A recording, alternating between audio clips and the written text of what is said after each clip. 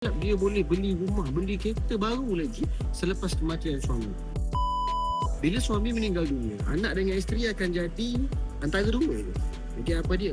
Yang pertama sekali, suami meninggal dunia, bini dia kena pergi kerja and then kena cari duit lah basically untuk sara hidup dia dengan anak-anak. Silap-silap hutang suami dulu pun bini kena settlekan.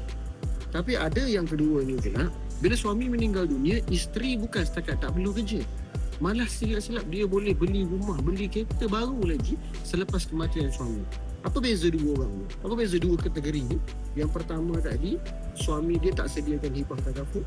Yang kedua, suami dia ada tinggalkan hibah takaful. Let's say suami dia tinggalkan hibah RM1 juta. Masih hidup gaji baru RM3,000. Tapi bila meninggal dunia, anak isteri at least terjaga walaupun kita tak ada, tinggalkan sampai RM1 juta.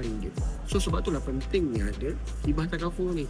Ramai orang tak nak ambil, rasa mengarut dan sebagainya. Nanti dah meninggal dunia baru tahu benda tu penting sebenarnya. Sebab biasanya anak dengan isteri lepas suami mati, benda pertama dia orang cari adalah polisi takaful dulu. Ada tak suami dia ambil mana-mana plan hibah kat luar sana.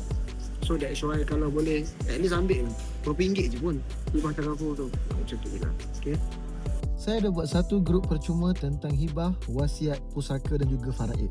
Kalau anda belum join lagi, klik link dekat bio. Sertai sekarang, okey? Assalamualaikum.